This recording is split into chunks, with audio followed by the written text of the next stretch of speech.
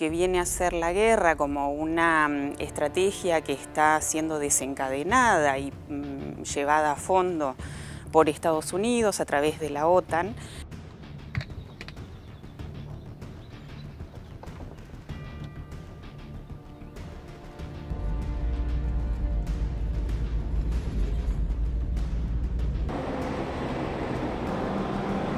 Rusia, desde el 99 que asume Vladimir Putin, viene en todos los foros internacionales remarcando la necesidad de que la OTAN mantenga la distancia respecto de la línea fronteriza que se había establecido. Люди, живущие в Луганске, Донецке, Херсоне и Запорожье, становятся нашими гражданами навсегда. El ataque mediado por Ucrania hacia Rusia es un tiro de elevación que va a repercutir también en la economía china.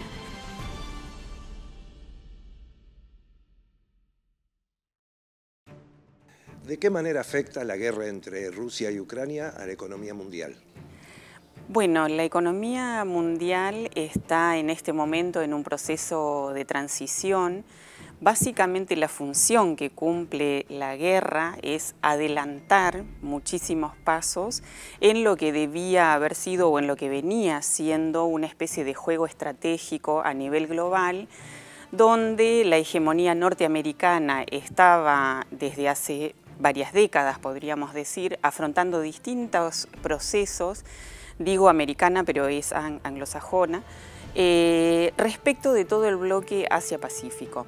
En ese sentido, lo que viene a ser la guerra como una estrategia que está siendo desencadenada y llevada a fondo por Estados Unidos a través de la OTAN, en un país tercero, digamos, pero para contestar con un conflicto bélico a las reacciones defensivas que ha tenido la Federación Rusa respecto de ese avance de Estados Unidos y todo el complejo norte, que no dejó de respetar aquellos acuerdos que habían sido el pilar de sustentación después de la Guerra Fría. Roto eso, Rusia, desde el 99 que asume Vladimir Putin, viene en todos los foros internacionales remarcando la necesidad de que la OTAN mantenga la distancia respecto de la línea fronteriza que se había establecido.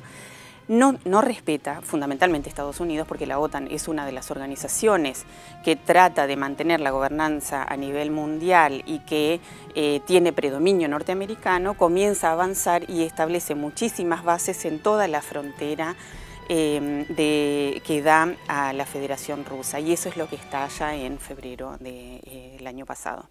Ese conflicto bélico lo que va a hacer es, por un lado, reactivar una economía norteamericana en declive, con muchísimos problemas, y todos sabemos, una guerra implica un auge, una especie de keynesianismo metido a la producción de armamentos y nuevas tecnologías, todos los desarrollos de los que nosotros disfrutamos tan alegremente, como las redes sociales y demás, son desarrollos que en un origen han sido desarrollos iniciados para la militarización. Han sido los grandes ejércitos los que han iniciado esos desarrollos, que después tuvieron distintas aplicaciones, pero el origen en muchos casos es no solamente destinado a la guerra, sino motorizados por los estados, que después tienen una cantidad de aplicaciones. Digamos, toda ciencia que se desarrolla al convertirse en tecnología comienza a dar herramientas.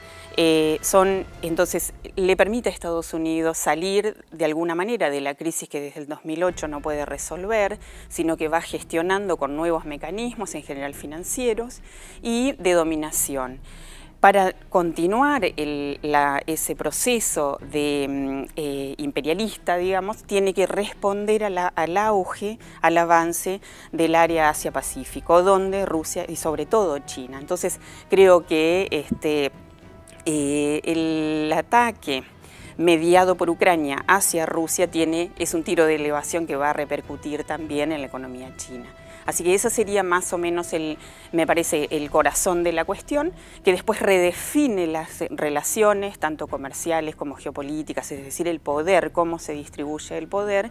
El intento es de Estados Unidos redefinirlo a favor del norte. Para esto arrastra a Europa, que pierde prácticamente todos sus mecanismos de soberanía en función de mantener el vínculo dependencia con Estados Unidos y no haberse atrevido, a pesar de que depende fuertemente de los recursos hidrocarburíferos de la Federación Rusa. Ahí se han boicoteado gasoductos, se ha intervenido, pero lo que está interviniendo es todo el programa que se llama de la nueva ruta de la seda, una franja, que es el gran programa de desarrollo del área Asia-Pacífico, con algunos avances también estratégicos militares que ha tenido en las últimas décadas. Eso va a redefinir los precios relativos en todo el mundo, va a redefinir qué precio se paga por la energía, quién la va a producir, quién va a comerciar con quién.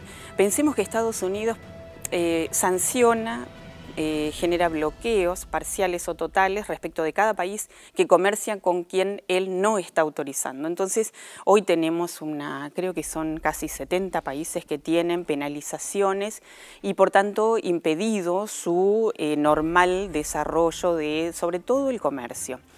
Incluso Ucrania tenía penalizaciones porque la relación con Rusia ya había estado puesta en cuestión y fíjense que ahora Ucrania es muy funcional a los intereses norteamericanos para atentar contra el desarrollo de la Federación Rusa, pero de todo el bloque Asia-Pacífico. Así que quedará por verse, estas cosas no se resuelven en el corto plazo, dependen mucho de cómo se desenvuelve la política a nivel global, del tipo de gobiernos que se eligen.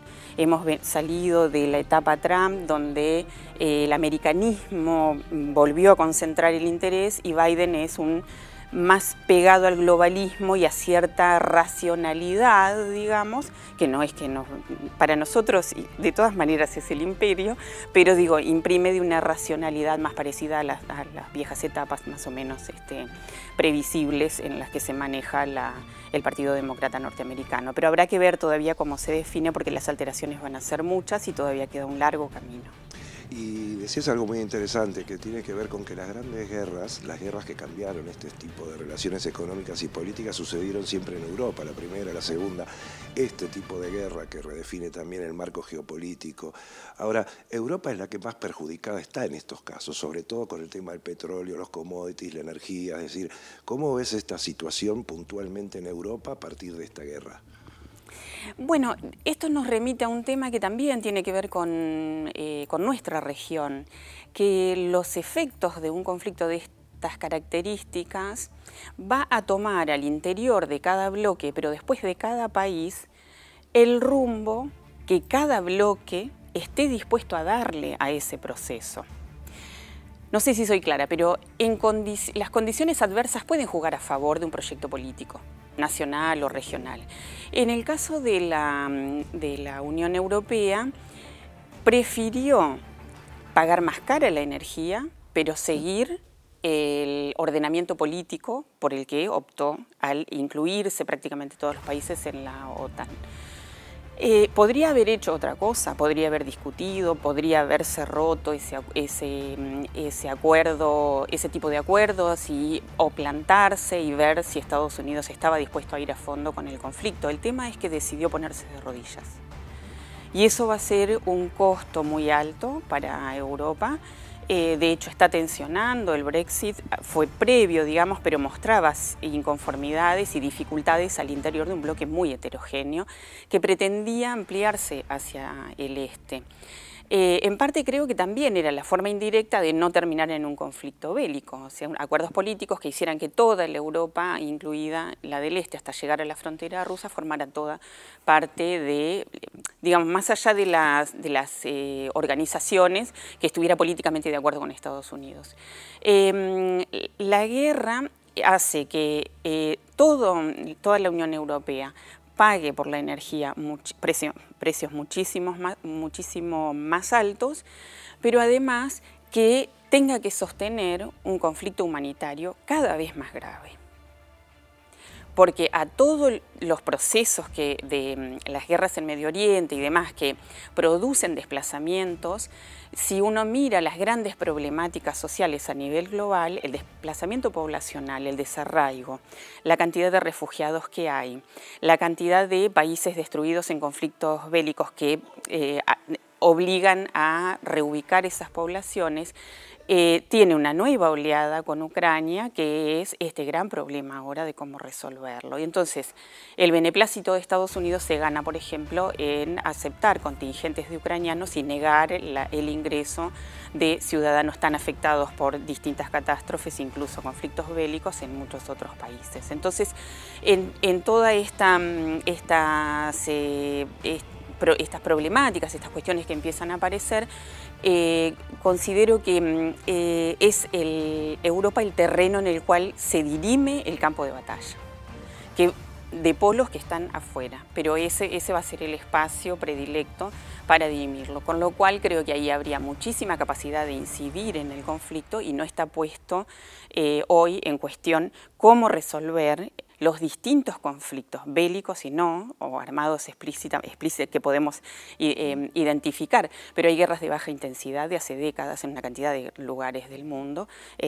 Bueno, Palestina, Israel es un ejemplo, entre tantos otros. Entonces, creo que se podría replantear qué instituciones de gobernanza mundial van a regir las relaciones entre los países después de tantas catástrofes como hemos afrontado, y ahí creo que las que están vigentes no están cumpliendo el papel de representación del mundo, sino voceros directos de determinadas potencias. Por último, ¿de qué manera esta guerra afecta a nuestro país, a la Argentina y a Latinoamérica? Bueno, cuando la guerra inicia había habido un cambio de gobierno. El gobierno debía resolver el problema fundamental para este periodo, que era el del endeudamiento externo. La guerra, pero también la pandemia, podrían haber siendo fenómenos adversos utilizados a favor de una negociación de la deuda en otras condiciones. ¿Por qué? Porque se puede aducir fuerza mayor, imposibilidad de pago, una cantidad de cuestiones. Eso se desestimó desde un principio no, diría que toda la campaña electoral escuchamos muchos discursos donde se hablaba de una evaluación, una investigación, una búsqueda de responsables, una repatriación de capitales, un condicionamiento al pago en función de qué pasaba con eso. Pero una vez asumido el gobierno, eso se olvidó. Y estamos entonces sufriendo las consecuencias de un proceso de endeudamiento externo que lo que pretende es ser un eslabón más de esa estrategia que enuncié al principio de Estados Unidos para recomponer su carácter hegemónico respecto a un bloque Asia-Pacífico que avanzaba también sobre nuestra región. La deuda es el principal mecanismo porque es infalible, salvo que haya conformaciones de gobiernos nacionales y populares dispuestos a discutirlo. Entonces, el endeudamiento hace que el país pierda la soberanía, porque un país endeudado no tiene la misma capacidad de decisión política ni de soberanía política, con todo lo que eso implica hacia adentro. Pero por otro lado, las empresas del país sufren también el endeudamiento, a pesar de que muchas de ellas se benefician con los mismos mecanismos que no saben que en el largo plazo terminarán también fagocitándolas. Porque el capital industrial va a ser el último en beneficiarse, aunque en el corto plazo puede utilizar herramientas de financiarización, en el largo plazo cualquier cambio en las condiciones globales del capitalismo harán que ese proceso de acumulación de capital se revierta. ¿Qué es lo que queda en el medio? Muchísimos beneficiarios de la intermediación de esto, es decir, hay bancos, consultoras, fondos de inversión. Los fondos de inversión, que son un fenómeno nuevo de cómo operan los mecanismos de endeudamiento para aprisionar a los gobiernos también. Y en medio de eso, el abandono de lo que ha sido históricamente una pulsión de los gobiernos distributivos en Argentina, que es la pretensión de alcanzar el desarrollo industrial integrado. Es decir, cierta densidad industrial que permita que los recursos, que el ingreso nacional no esté generado por los bienes primarios, sino por algún proceso de industrialización. Esto se va empobreciendo a medida que avanzamos en el tiempo y en el presente estamos en un momento como de inflexión donde es probable que ya en el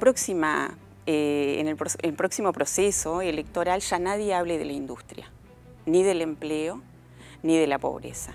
Y si se hable de la deuda, de qué tasa de interés se va a tener y de cuál va a ser la rentabilidad del capital.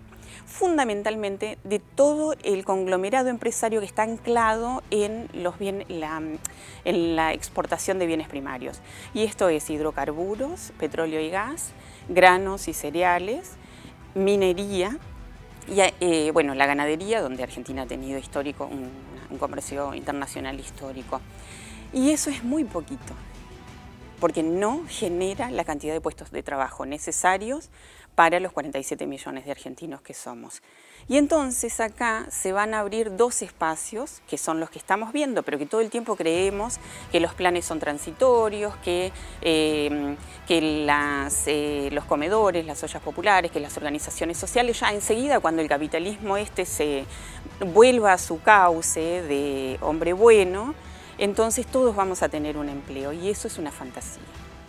Este tipo de desarrollo que atravesó todo el siglo XX en Argentina, y hubo momentos en que se estuvo muy cerca de llegar a consolidar lo que es una producción primaria con algo de industrialización, pero si no pasaba no importaba, es lo que se está discutiendo ahora, y a mi juicio quienes motorizan esa discusión, porque tienen intereses en torno a esos sectores, tienen muchas más chances en cualquiera de las ofertas electorales que tenemos, más o menos entendidas, queda mucho tiempo.